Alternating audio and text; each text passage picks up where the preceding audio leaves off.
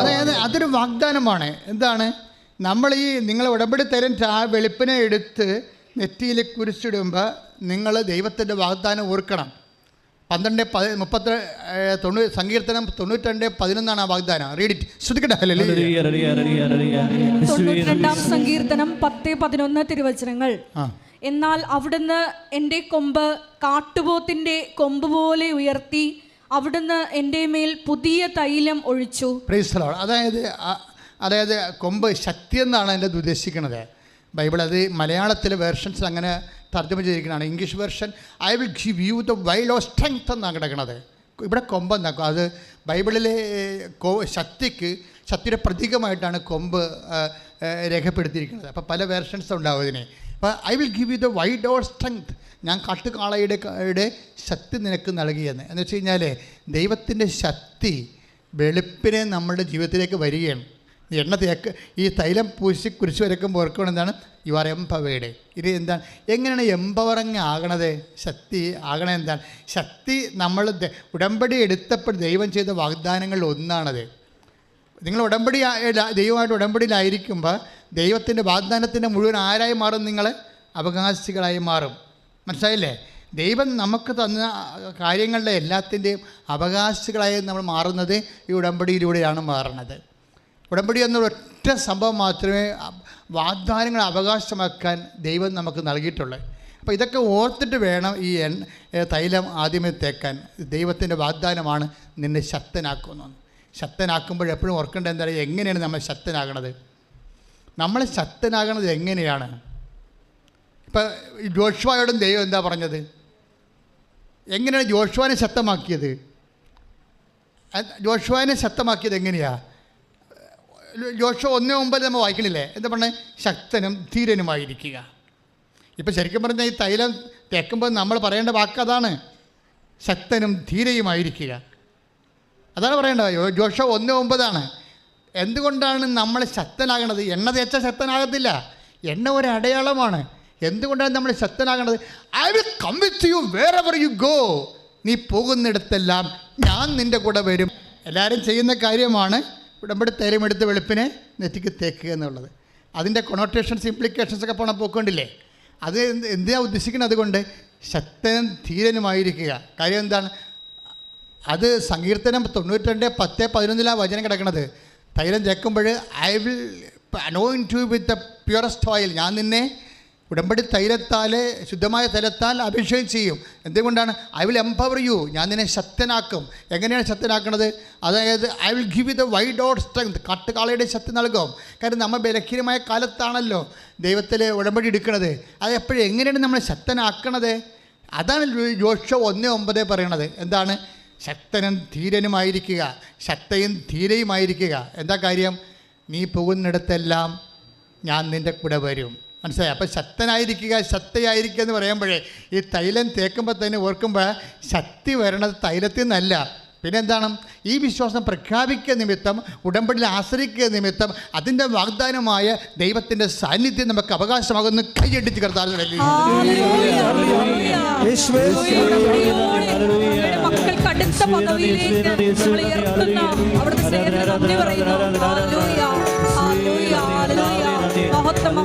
ജീവിക്കുന്ന യേശുവിന്റെ സാന്നിധ്യത്തെ ജനതകൾ കണ്ടിടട്ടെ.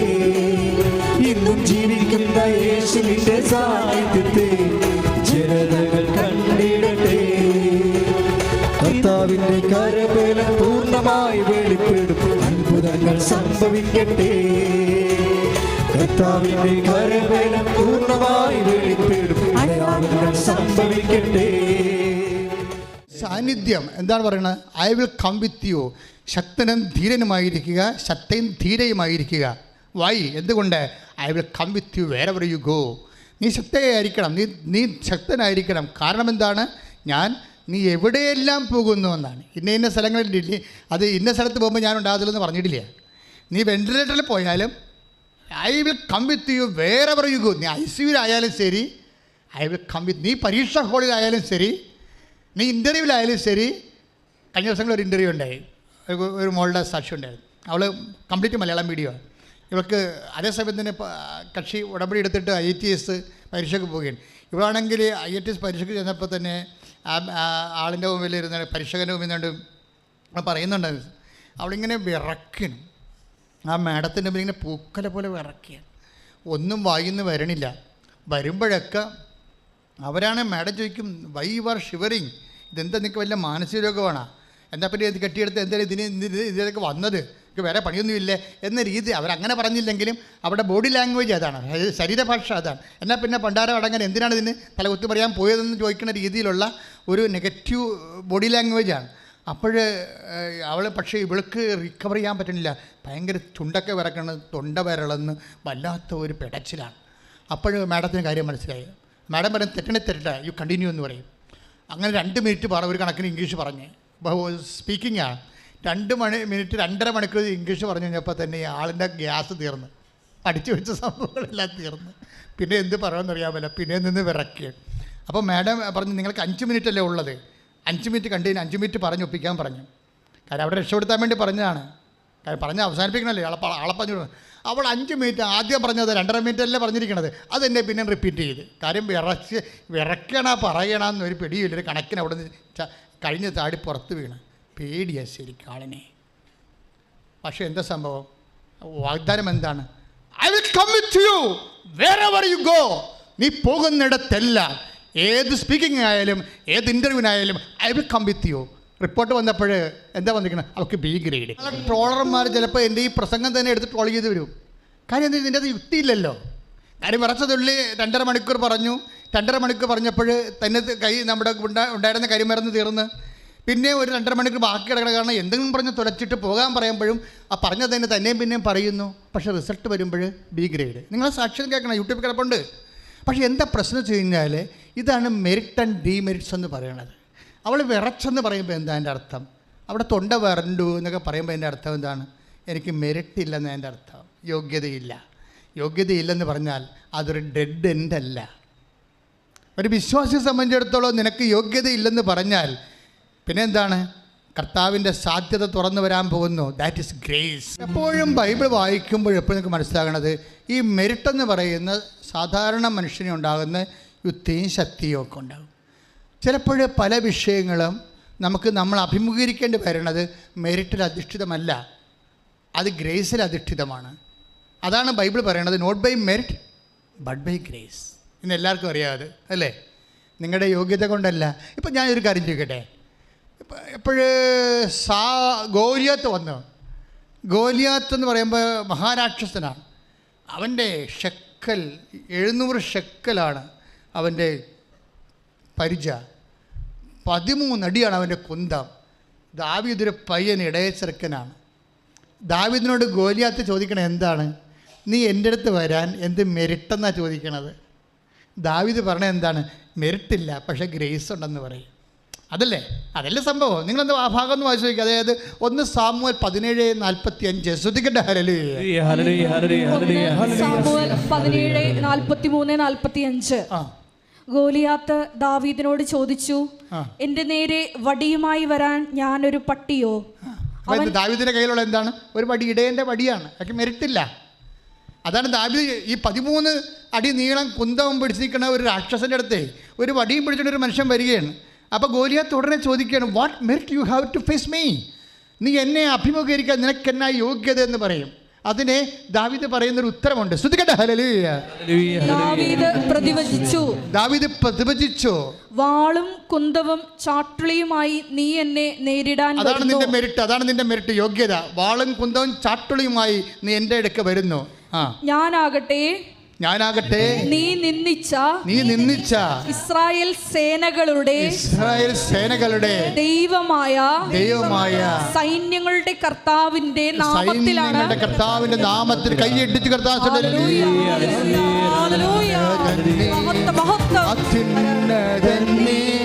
നിന്നെപ്പോലൊരു ദൈവമില്ല,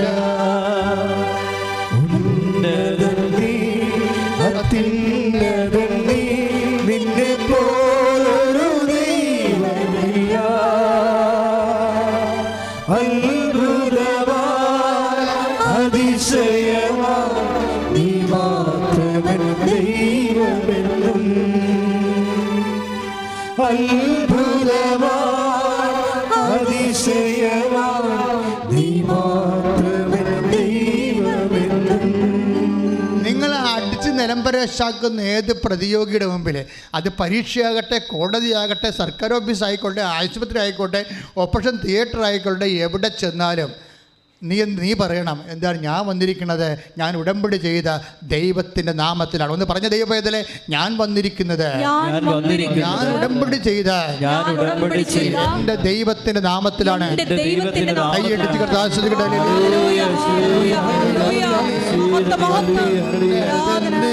നിന്നെ പോലെ ദൈവമില്ല, ഉന്നതൻ നീ, അത്യുന്നതൻ നീ, നിന്നെ പോലൊരു ദൈവമില്ല. അത്ഭുതവാൻ അതിശയവാൻ നീ മാത്രമേ ദൈവമെന്നും. അത്ഭുതവാൻ അതിശയവാൻ നീ മാത്രമേ ദൈവമെന്നും. എൻ്റെ ദൈവവേദന എപ്പോഴും മനസ്സിലാക്കി. ഇപ്പം നിങ്ങളുടെ കയ്യിൽ എന്താ ഉള്ളത്? ഉടമ്പടി തൈലം കഴിഞ്ഞാൽ പിന്നെ എന്താ ഉള്ളത്? പ്രധാനപ്പെട്ട എന്താണ്? ഉടമ്പടി കാശുരൂപമാണ്. അതാണ് സാന്നിധ്യത്തിൻ്റെ ഒരു അടയാളം. എന്താ വിഷയം? ഞാൻ വന്നിരിക്കുന്നത്, ഞാൻ നിങ്ങൾ പറഞ്ഞിട്ടുണ്ട്, പ്രധാനപ്പെട്ട ഓപ്പറേഷന് പോകുമ്പോഴെല്ലാം, പ്രധാനപ്പെട്ട വിഷയത്തിന് പോകുമ്പോഴെല്ലാം നിങ്ങളുടെ കയ്യിൽ ഉടമ്പടി കാശുരൂപം ഉണ്ടായിരിക്കും. എന്താ കാര്യം? നിങ്ങൾക്ക് പക്ഷേ ഈ കാശുരൂപം ഉണ്ടായിട്ട് കാര്യമില്ല. അതേസമയം തന്നെ നമുക്ക് മനസ്സിലൊരു ഒരു വിശ്വാസമുണ്ടാണ്. എന്താണ്? ഞാൻ വന്നിരിക്കുന്നത് സൈന്യൻ്റെ കർത്താവായ ദൈവത്തിൻ്റെ നാമത്തിലാണ്. പരിശുദ്ധ അമ്മ, കാര്യം ദൈവത്തിൻ്റെ നാമത്തിൽ പരിശുദ്ധ അമ്മയുടെ മധ്യസ്ഥലൊക്കെ ചെയ്യുമ്പോഴേ എന്താ സംഭവിക്കണത്? നമ്മുടെ കൂടെ ആര് വരും? I will come with you. അതല്ലേ ഉടമ്പടിയുടെ വാഗ്ദാനം, ഞാൻ നിൻ്റെ കൂടെ വരും. ആരാണ്? നീ എവിടെ പോയാലും വരുമെന്ന്. കഴിഞ്ഞ ദിവസങ്ങളിൽ റോഷൻ്റെ സാക്ഷ്യം എന്താണ്? റോഷന് 3 വർഷമായിട്ട് മക്കളില്ല, കോട്ടയംകാരനാണ്, 3 വർഷം മക്കളില്ല. അപ്പോൾ അവസാനം മക്കളില്ലാത്ത ഒരു അവസ്ഥയിൽ ഭാര്യയും ഭർത്താവും, ഒരാൾ ഇവിടെയും ഒരാൾ അവിടെയും ഒക്കെ ആയിട്ട് അങ്ങനെ ജീവിക്കുകയാണ്. അപ്പോൾ ഇങ്ങനെ മക്കളില്ലാത്തൊരു കാലം ഇങ്ങനെ കടന്നു പോവുകയാണ്. പക്ഷേ അതേസമയം ജോലിയെ പഴുതി ഇവർക്ക് ഒരു കുറച്ച് കാലം മാത്രമേ ഒരുമിച്ച് താമസിക്കാൻ പറ്റുള്ളൂ. അല്ലാത്തപ്പോൾ ആണ്ടിൽ 10 മാസം അവർ പുറത്താണ്, സെപ്പറേറ്റഡ് ആണ്. ഇങ്ങനെയൊക്കെ പല സാങ്കേതിക ജീവിത പ്രശ്നങ്ങൾ കാരണമാണ് മക്കളില്ലാതെ പോരണത്. പക്ഷേ അവരെ ട്രൈ ചെയ്തിട്ട് മക്കൾ ഉണ്ടായിട്ടുമില്ല. അപ്പോൾ ഇനി മക്കൾ ഉണ്ടാകുമെന്ന് അറിയത്തുമില്ല. ഇങ്ങനെ ആകെപ്പാട് കൺഫ്യൂഷൻ ആയിരിക്കുന്ന സമയത്താണ് ഇവർ ഉടമ്പടി ചെയ്യണത്.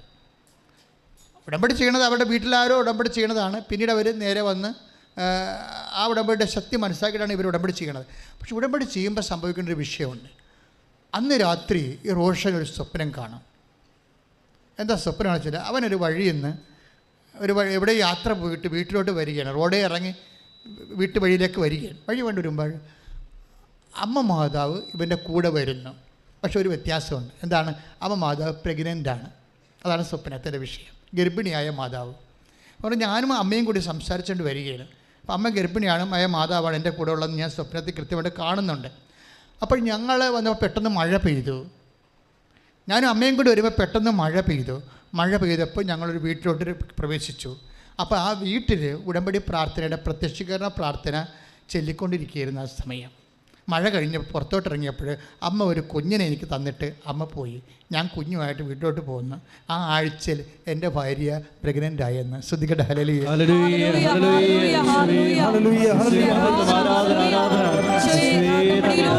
ഞങ്ങളെ സന്ദർശിച്ച് ഞങ്ങളെ അനുഗ്രഹിക്കുന്ന ദൈവത്തിന് നന്ദി പറയുന്നു.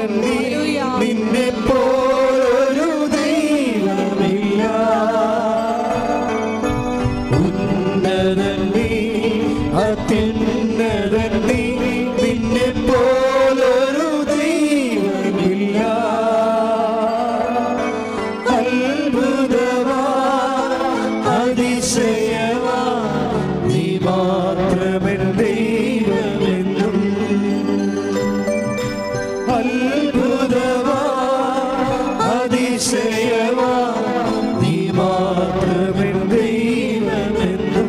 പരിശുദ്ധ പരമ ദിവ്യകാരുണ്യത്തിന് ഇതിപ്പോൾ ഈ ആഴ്ച നടന്ന സാക്ഷികളാണ് ഞാൻ പറഞ്ഞുകൊണ്ടിരിക്കണതല്ല. എല്ലാം യൂട്യൂബിലുണ്ട്, ഞങ്ങൾക്ക് വെരിഫൈ ചെയ്യാം.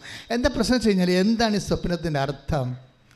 ഈ സ്വപ്നം എന്ന് പറയണത് ഗർഭിണിയായ മാതാവിനെ സ്വപ്നം കാണുകയും ആ മാതാവ് റോഷനെ കുഞ്ഞിനെ കൈമാറുകയും ചെയ്യുമ്പോൾ അമ്മ എന്താ ഉദ്ദേശിക്കുന്നത്? ഈ ആഴ്ചയിൽ നിൻ്റെ വൈഫ് പ്രഗ്നൻ്റ് ആകും, പക്ഷേ ആ കുഞ്ഞിനെ ഞാൻ തന്നതാണെന്ന് നീ അറിയണം. അല്ലാതെ ഒരു ഓട്ടോമാറ്റിക്കലായിട്ട് ഒരു ബയോളജിക്കൽ പ്രോസസ്സിലൂടെ നാച്ചുറലായിട്ട് ലഭിച്ച സ്വാഭാവികമായ ദാനമല്ല, മറിച്ച് അത് സ്പെഷ്യൽ ഗിഫ്റ്റാണ്. ഔട്ട് ഓഫ് ഗ്രേസ്, മെരിറ്റ് കൊണ്ടല്ല, കൃപ കൊണ്ടാണെന്ന് കൈയിട്ടിച്ച് കർത്താവിനെ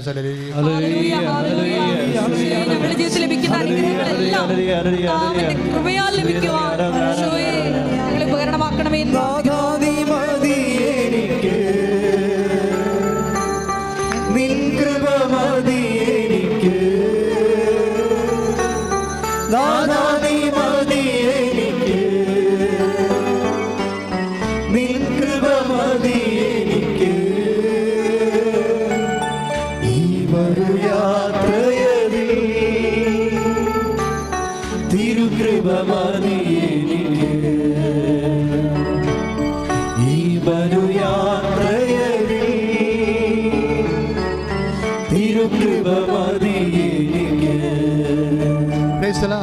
ഇതാണ് സാന്നിധ്യം എന്ന് പറയുന്നത്. സ്വപ്നമാണ്, പക്ഷെ സ്വപ്നം എന്ന് പറഞ്ഞാൽ നമ്മളെല്ലാവരും കാണുന്ന തരത്തിലുള്ളൊരു സ്വപ്നമല്ലത്.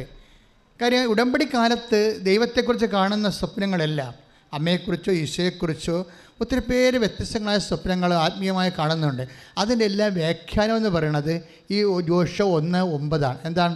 നീ ഉടമ്പടി ചെയ്ത വ്യക്തിയാണ്, അതുകൊണ്ട് ഉടമ്പടി പ്രകാരം കൊണ്ട് വാഗ്ദാനമാണ്. I will come with you wherever you go. നീ പോകുന്നിടത്തെല്ലാം ഞാൻ നിൻ്റെ കൂടെ ഉണ്ട്. ആ ദൈവ സാന്നിധ്യമാണ്. അപ്പോൾ നിൻ്റെ കൂടെയുള്ള സാന്നിധ്യം ഉടമ്പടിയുടെ മറ്റ് പ്രാർത്ഥനകൾക്കൊന്നുമില്ലാത്ത ഏറ്റവും വലിയ വാഗ്ദാനമെന്ന് പറയുന്നത് ഈ സാന്നിധ്യമാണ്. നമ്മൾ തൈലം തേക്കുന്നത് പോലും എന്താണ്? ഞാൻ തൈലം തേക്കുന്ന പോലെ ഈ സാന്നിധ്യത്തെ നമ്മൾ തിരിച്ചറിയുകയും പ്രഖ്യാപിക്കുകയും ചെയ്യുന്നതിൻ്റെ കൊണ്ടാണ് നമ്മൾ എന്താണ് I will give the wide of strength. ഞാൻ കാട്ടുകാളയുടെ ശക്തി നൽകും. അത് എങ്ങനെ ശക്തി നൽകും? ശക്തിനും ധൈര്യമായിരിക്കുക. I will come with you wherever you go. നീ പോകുന്നിടത്തെല്ലാം ഞാൻ കൂടെ ഉണ്ടാകും എന്ന് വെച്ചാൽ സാന്നിധ്യമാണ് ശക്തി. ദൈവം നമ്മളെ ഒരു ഉടമ്പടി തൈലം നെറ്റിയെ പിടിച്ചു വരക്കുമ്പോഴേ നമ്മുടെ കൂടെ വാഗ്ദാനം ചെയ്തിരിക്കുന്ന ദൈവത്തിൻ്റെ സാന്നിധ്യത്തെ we admire and admit and we proclaim it. നമ്മൾ പ്രഖ്യാപിക്കുന്നു, കർത്താവേ ഉടമ്പടിയിലാണ് ഞാൻ, നിൻ്റെ സാന്നിധ്യം എൻ്റെ കൂടെ ഉണ്ട്, അത് ഞാൻ പ്രഖ്യാപിക്കുന്നു. കൈയിട്ടിച്ച് കർത്താവ്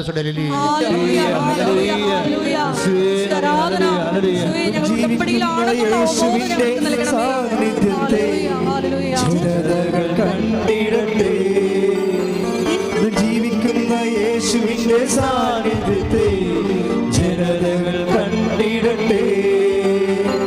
കർത്താവിന്റെ കരബലം പൂർണ്ണമായി വെളിപ്പെടും, അത്ഭുതങ്ങൾ സംഭവിക്കട്ടെ. കർത്താവിന്റെ കരബലം പൂർണ്ണമായി വെളിപ്പെടും, അടയാളങ്ങൾ സംഭവിക്കട്ടെ. ഇന്നിവിടെ ഈ നിമിഷം ദൈവശക്തി വെളിപ്പെടട്ടെ. ഇന്നിവിടെ ഈ നിമിഷം ദൈവശക്തി വെളിപ്പെടട്ടെ.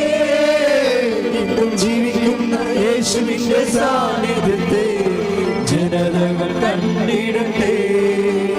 ഇന്നും ജീവിക്കുന്ന യേശുവിന്റെ സാന്നിധ്യത്തെ ജനതകൾ കണ്ടിടട്ടെ.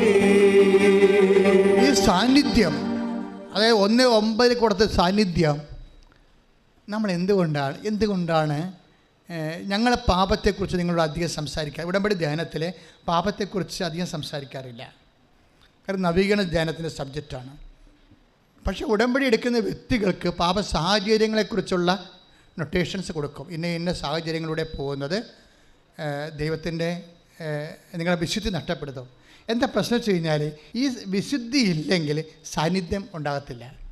കാര്യം മനസ്സിലായില്ലേ? നിങ്ങളെ ഈ സാന്നിധ്യമാണ് പ്രശ്നം. സാന്നിധ്യത്തിനെ കുറിച്ച് ഉടമ്പടിയിൽ സാന്നിധ്യമുള്ളത് കാരണം ദൈവം നമ്മുടെ കൂടെ ഉണ്ടെങ്കിൽ തീർച്ചയായിട്ടും നമ്മൾ എന്ത് ചെയ്യണം? വിശുദ്ധി പാലിക്കണം. ക്ലിയർ അല്ലേ? അല്ലെങ്കിൽ ആ സാന്നിധ്യം പോകും. ഞങ്ങൾ നിങ്ങളോട് വ്യഭിചാരം ചെയ്യുന്ന, കക്കരുതെന്ന്, മോട്ടിക്കരുതെന്ന്, കൊല്ലരുതെന്ന് ഒന്നും പറയത്തില്ല. പക്ഷേ നിങ്ങളുടെ കോമൺ സെൻസ് ഉള്ള മനുഷ്യരല്ലേ? എന്താ കാര്യം? ദൈവം സാന്നിധ്യം നൽകുമ്പോൾ ഓട്ടോമാറ്റിക്കായിട്ട് നമ്മൾ അബ്സ്റ്റൈൻ ആയിരിക്കണം. എന്താണ്? അവിശുദ്ധമായ സാഹചര്യത്തിൽ നിന്ന് നമ്മൾ ബോധപൂർവ്വം പിൻവലിക്കണം. അവിശുദ്ധമായ സാഹചര്യങ്ങളിൽ നമ്മൾ കാര്യം എന്താണ്? നമ്മുടെ കൂടെ ഉള്ളത് ആരാണ്?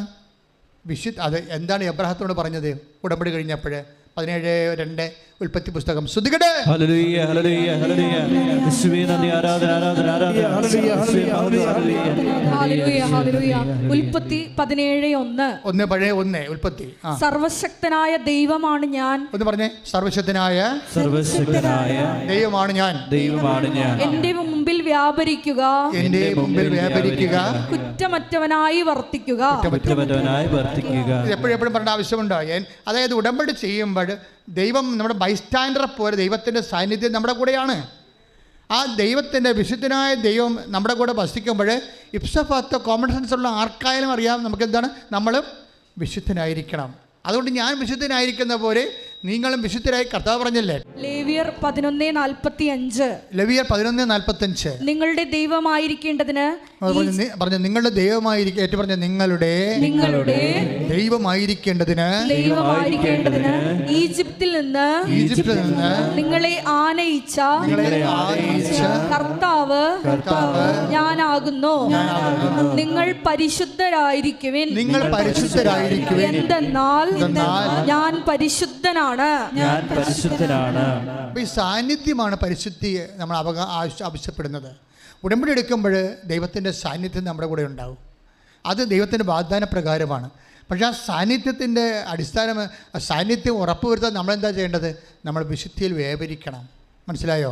ഉടമ്പടി എടുത്തിട്ട് ഇപ്പോൾ കഴിഞ്ഞ ദിവസങ്ങൾ ഒരു ദിവസം എന്നോട് പറഞ്ഞു, അച്ഛാ മകളുടെ കല്യാണം ഒന്നും ശരിയാണില്ല, 2-3 ചെക്കന്മാർ ഒരുമിച്ച് വന്നിട്ടുണ്ട്, ഒരാൾക്ക് എല്ലാവർക്കും നമുക്ക് അക്സെപ്റ്റബിളാണ്, പക്ഷേ ഇതിൽ ആരെയാണ് നമ്മൾ തിരഞ്ഞെടുക്കേണ്ടതെന്ന് അറിയത്തില്ല എന്ന് പറഞ്ഞ് പേരും കൊണ്ടുവന്നു.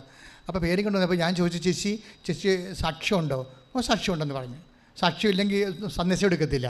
കാര്യം ഇവരുടെ ഉടമ്പടി ദൈവം അംഗീകരിച്ചിട്ടില്ലല്ല. ദൈവം അത് സാക്ഷ്യം ഭയങ്കര സീരിയസ് ആയി. മക്കളെ എന്തെങ്കിലും വിഷയം ഉണ്ടാകുമ്പോഴെങ്കിൽ അത് സാക്ഷ്യത്തിന് വില അറിയത്തുള്ളൂ. ഇപ്പം നിങ്ങളിങ്ങനെ കറങ്ങി തിരിഞ്ഞ് നടക്കാം, പക്ഷേ ഒരു ഇഷ്യൂ ഉണ്ടായി ഒരു തീരുമാനം എടുക്കേണ്ടി വരുമ്പോൾ മെസ്സേജ് എടുക്കേണ്ടി വരും. അപ്പോഴാണ് ചോദിക്കുന്നത് സാക്ഷ്യം എന്തെന്ന് ചോദിക്കും. അല്ലാതെ തന്നെ നിങ്ങൾക്കറിയാമല്ലോ, ഒരിക്കൽ സാക്ഷ്യം നിങ്ങൾ പറഞ്ഞ് ദൈവത്തെ മഹത്വപ്പെടുത്താതെ ഒളിച്ച് നടന്നാൽ പിന്നെ സ്വാഭാവികമായിട്ട് അടുത്തൊരു വിഷയം നിങ്ങൾക്ക് വരുമ്പോൾ ദൈവം നിങ്ങളെ സപ്പോർട്ട് ചെയ്യത്തില്ല. കാര്യം എന്താണ്? നിങ്ങൾ വയറ്റിപ്പഴപ്പിന് വേണ്ടി ദൈവത്തെ ദുരുപയോഗിക്കുന്ന ആളാണ്. കാരണം ദൈവത്തെ മഹത്വപ്പെടുത്താൻ നിങ്ങൾക്ക് പോരായ്മയായി നിങ്ങൾ കരുതുന്നു. അതുകൊണ്ട് സ്വാഭാവികമായിട്ട് അടുത്ത ഒരു ഇഷ്യൂ നിങ്ങൾ ഓർക്കണമെന്ന് വെച്ച് കഴിഞ്ഞാൽ ഇതോടുകൂടി ലോകം അവസാനിക്കും എന്ന് നിങ്ങൾ വിചാരിക്കരുത്. നിങ്ങൾക്ക് ജോലി കിട്ടി, വീട് കിട്ടി, വിവാഹം നടന്നു, ഇതോടുകൂടി ലോകം അവസാനിക്കും എന്ന് വിചാരിക്കരുത്. നാളെ ഇതിനേക്കാൾ ഇരട്ടി പ്രശ്നം ഉണ്ടാകുമ്പോൾ ദൈവതിരുസന്നിധി തന്നെ എന്ത് മോന്തിയമായിട്ട് നിങ്ങൾ വരും, അത് ഓർക്കണം. അതുകൊണ്ട് സാക്ഷ്യം പറഞ്ഞ് മാറണം. അതിപ്പോൾ ഇവിടെ അച്ഛനെ കാണാൻ വേണ്ടി തന്നെയല്ല, ദൈവതിരുസന്നിധി ഇനിയുള്ള കാലം കൃപയിൽ വ്യാപരിക്കാൻ ഒരു സാക്ഷി ഒരു മസ്റ്റാണ്. ഇപ്പോൾ ഇവിടെ പറയാൻ പറ്റിയ ക്വാളിറ്റി ഇല്ലെങ്കിലും ഞങ്ങൾ ഒപ്പിട്ട് തരും, അത് നിങ്ങളുടെ കയ്യിൽ ഉണ്ടാകണം. ഇപ്പോൾ ഞാൻ ചേർത്ത് ചോദിച്ചു, സാക്ഷ്യം പറഞ്ഞതാണ്, സാക്ഷ്യം പറഞ്ഞില്ല, പറയാൻ ഒപ്പിട്ട് തന്നിട്ടുണ്ടെന്ന് പറഞ്ഞു. അപ്പോൾ ഞാൻ ഒപ്പിട്ട് നോക്കി. അപ്പോൾ നോക്കിയപ്പോൾ സാക്ഷ്യം അവർ പറഞ്ഞിട്ടില്ല, പറയാനുള്ള ക്വാളിറ്റി ഇല്ലെങ്കിലും ഒപ്പിട്ട് കൊടുത്തിട്ടുണ്ട്. പക്ഷേ ഓർക്കേണ്ടതെന്ന് പ്രശ്നം വെച്ച് കഴിഞ്ഞാൽ ഇവിടെ പറയാൻ പറ്റുന്നില്ലെങ്കിൽ പിന്നെ അത് സെക്കൻഡ് ക്ലാസ് സാക്ഷ്യമായിരിക്കും, ഉടമ്പടിയുടെ ക്വാളിറ്റി ഉണ്ടാകത്തില്ല. അപ്പോൾ പിന്നെ നിങ്ങൾക്ക് കിട്ടുന്ന സമയമൊക്കെ കുറവായിരിക്കും, ഇവിടെ കൗൺസിലിംഗ് കിട്ടുന്ന സമയം കുറവായിരിക്കും. കാര്യം നിങ്ങളത് കുറച്ചുകൂടി പിക്കപ്പ് ചെയ്ത് വരാൻ പറയും. എന്താ പ്രശ്നം വെച്ച് കഴിഞ്ഞാൽ അപ്പോൾ ചേച്ചി ഓക്കെ ആണല്ലോ. അടുത്ത ചോദ്യം വന്നു. എന്താ ചോദ്യം? നിങ്ങൾ എന്നാ കുമ്പസാരിച്ചെന്ന് ചോദിച്ചു. അപ്പോൾ ഞാൻ കുമ്പസാരിച്ച് 2 മാസമായി. ഞാൻ പറഞ്ഞ വണ്ടി വിട്ടേക്കാൻ പറഞ്ഞു, തീർന്നു, അടച്ച് എല്ലാം തീർന്നു. കാര്യം ഉടമ്പടി പ്രകാരം 2 ആഴ്ചയിലൊരിക്കൽ കുമ്പസാരിക്കണ്ടേ? അതല്ലേ അച്ഛൻ പറയണേ ഇവിടുന്നുണ്ട്, 2 ആഴ്ചയിലൊരിക്കൽ കുമ്പസാരിച്ച് എഴുന്നേൽക്കാൻ പറയണം. അല്ലെങ്കിൽ മാക്സിമം പോയാൽ 1 മാസം, അതിൻ്റെ അപ്പുറത്ത് പോകാൻ പറ്റത്തില്ല. ചേട്ടത്ത് 2 മാസമായി കുമ്പസാരിച്ചിട്ട്. അപ്പം ഉടമ്പടിയാണെന്ന് പറഞ്ഞ് നടന്നിട്ട് കാര്യമില്ല, നിങ്ങൾ വിശുദ്ധരല്ല. അപ്പോൾ എന്താ പ്രശ്നം വെച്ച് കഴിഞ്ഞാൽ ഇത് ഭയങ്കര സീരിയസ് വിഷയമാണ്. നമ്മൾ കൂടെ കുമ്പസാരിക്കണമെങ്കിൽ നമുക്ക് കുമ്പസാരത്തിൻ്റെ ബോധമുണ്ടാകും. അതനുസരിച്ച് നമ്മൾ പാപത്തെ ഒഴിവാക്കി ജീവിക്കും. അപ്പോൾ കുമ്പസാരത്തിൻ്റെ ആ ഒരു ചൈതന്യം ഇല്ലാത്ത നിങ്ങൾ ഒരു സമൂഹത്തിലാണെങ്കിൽ നിങ്ങൾ തന്നെ മനസ്സാക്ഷിക്ക് ഒപ്പിച്ച് വിശുദ്ധിയോടെ ജീവിക്കാൻ വേണ്ടി ഉടമ്പടിക്കാർ ശ്രദ്ധിക്കണം. ഒരു സംശയമില്ല കാര്യത്തിലേ. കക്ഷത്തിൽ ഉടമ്പടി ചോദിക്കുമ്പോൾ ദൈവത്തോട് ആലോചന ചോദിക്കത്തില്ലേ? ഇതുപോലെ പ്രാക്കപ്പെട്ടൊരു മനുഷ്യൻ വന്നാൽ എങ്ങനെയാണ് ദൈവം സംസാരിക്കണത്? സംസാരിക്കത്തില്ല. അതാണ് പ്രശ്നം. അതല്ലേ ഇപ്പം ലേവ്യരോട് വായിച്ചത്, ഞാൻ പരിശുദ്ധരായിരിക്കുന്നവരെ നിങ്ങളും പരിശുദ്ധരായിരിക്കാൻ പറയും. അപ്പോൾ അതൊരു വിഷയമാണ്. അത് നിസ്സാര വിഷയമല്ല. ഈ നിങ്ങളുടെ ഹെവി സബ്ജക്റ്റുകളെ കൈകാര്യം ചെയ്യണമെങ്കിൽ വിശുദ്ധി വേണം. ഇപ്പം ജോഷുവ തന്നെ ജനങ്ങളോട് എന്താ പറഞ്ഞത്? നിങ്ങൾ പശ്ചാത്തപിക്കുവിൻ. എന്താ നാളെ നിങ്ങളുടെ ഇടയിൽ കർത്താവ് 3:5 വായിച്ചേ, ശ്രദ്ധിക്കട്ടെ. ഹല്ലേലൂയ. ഹല്ലേലൂയ, ഹല്ലേലൂയ. ജോഷുവ 3:5. യോശുവ 3:5. ജോഷുവ ജനത്തോട് പറഞ്ഞു, നിങ്ങളെ തന്നെ ശുദ്ധീകരിക്കുവിൻ. പറഞ്ഞേ, നിങ്ങളെ തന്നെ ശുദ്ധീകരിക്കുവിൻ. നാളെ നിങ്ങളുടെ ഇടയിൽ കർത്താവ് അത്ഭുതങ്ങൾ പ്രവർത്തിക്കും. ഇത് ജോഷുവയുടെ അനുഭവമാണ്. വിശുദ്ധീകരിച്ചു കഴിഞ്ഞാൽ അത്ഭുതം പ്രവർത്തിക്കും എന്നുള്ളത് ഉറപ്പാണ്. നിങ്ങൾക്ക് ഉടമ്പടിയിൽ മിറക്കിൾ സംഭവിക്കണോ, നിങ്ങൾ വിശുദ്ധി പാലിക്കാൻ നോക്കണം ഉടമ്പടി പ്രകാരം. അതെപ്പോഴും എന്താ സംഭവിച്ചല്ലേ, നമുക്കറിയാമല്ലോ, ജോഷുവയുടെ ജീവിതത്തിൻ്റെ ഏറ്റവും വലിയ പ്രശ്നമാണ് ഈ ജെറീക്കോ കോട്ട തകർത്തത് അല്ലേ, ജെറീക്കോ കോട്ട തകർത്തത്. പക്ഷേ ജെറീക്കോ കോട്ട തകർക്കാൻ വേണ്ടി ജോഷുവയുടെ കയ്യിൽ അധികം പട്ടാളക്കാരൊന്നുമില്ല. അവർ പട്ടാളക്കാരെ ട്രെയിൻഡും അല്ല, അവർ ആകപ്പാടെ ഉള്ള വാഗ്ദാന പേടകമാണ്. ആ സംഭവമാണ്, കർത്താവിൻ്റെ സാന്നിധ്യമാണ്. അത് തോളെ വെച്ചിട്ട് പുരോഹിതന്മാർ 7 പുരോഹിതന്മാർ 14 പുരോഹിതന്മാർ ഇത് തോളെ വെച്ചുകൊണ്ട് ഈശോയെ ദൈവത്തെ സ്തുതിച്ചുകൊണ്ട് ഇത് ചുറ്റും നടക്കും. നടക്കാൻ വേണ്ടി കർത്താവിനെ വിളിച്ചുകൊണ്ട് വേറെ ഒരു ആസ്തിയുമില്ല, വേറൊരു മെരിട്ടുമില്ല, കർത്താവ് മാത്രമാണ് മെരിട്ട്.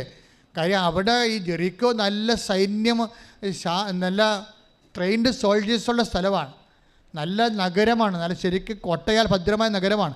അവിടെ ചെല്ലുമ്പോഴെന്താ സംഭവിക്കണത്, ജോഷുവ ഇവർ നടന്ന് ചെല്ലുമ്പോൾ ഒരു സൈന്യാധിപനെ കാണും. ഊരിപ്പിടിച്ച വാളുമായിട്ട് സൈന്യാധിപൻ നിൽക്കുകയാണ്. ജോഷുവ അതിനേക്കാൾ വലിയ സൈന്യാധിപനാണ്. ജോഷുവ പേടിച്ചില്ല. ഇവർ വാഗ്ദാന പേടകമായിട്ട് ചെല്ലുകയാണ്, ജെറിക്കോ കോട്ടയെ സമീപിക്കാൻ പോവുകയാണ്. അപ്പോഴാണ് ഊരിപ്പിടിച്ച വാളുമായിട്ട് സൈന്യാധിപൻ രാക്ഷസനാണ് നിൽക്കുന്നത്. അപ്പോൾ ജോഷുവ പേടിച്ചില്ല, പതർത്തില്ല.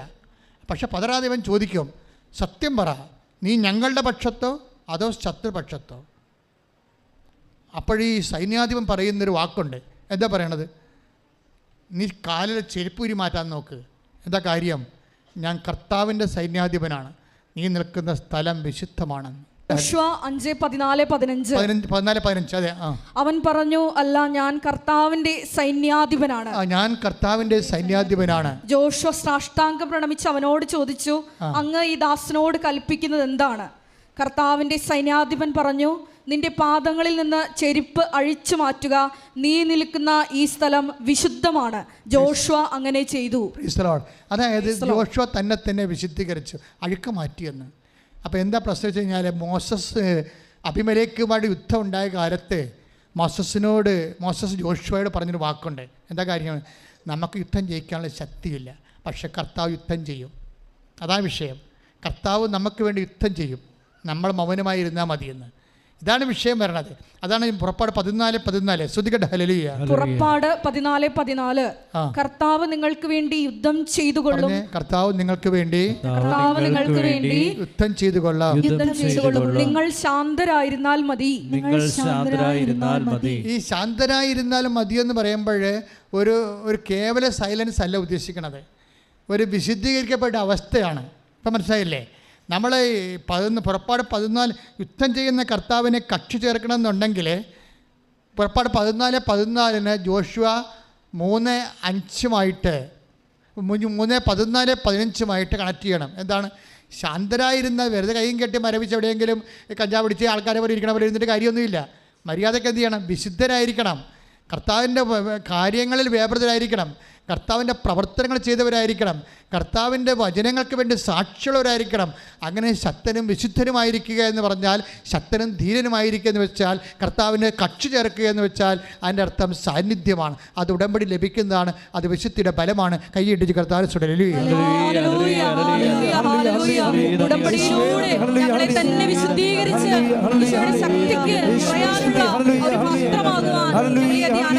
അഭിഷേകം ചെയ്യണമേ. മഹത്വം മഹത്വം.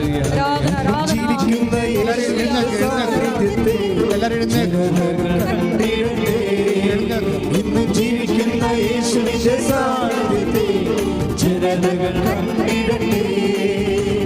കർത്താവിന്റെ കരവേലം പൂർണ്ണമായി വെളിപ്പെടും, അത്ഭുതങ്ങൾ സംഭവിക്കട്ടെ. കർത്താവിന്റെ കരവേലം പൂർണ്ണമായി വെളിപ്പെടും, അടയാളങ്ങൾ സംഭവിക്കട്ടെ. കർത്താവിന്റെ കരവേലം പൂർണ്ണമായി വെളിപ്പെടും, അത്ഭുതങ്ങൾ സംഭവിക്കട്ടെ. കർത്താവിന്റെ കരവേലം പൂർണ്ണമായി വെളിപ്പെടും, അടയാളങ്ങൾ സംഭവിക്കട്ടെ. ഉയർത്തി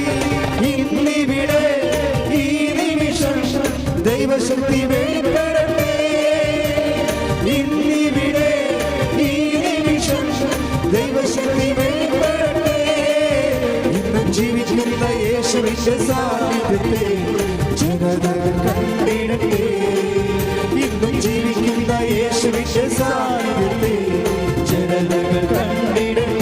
സ്തുതിക്കട്ടെ. ഹല്ലേലൂയ.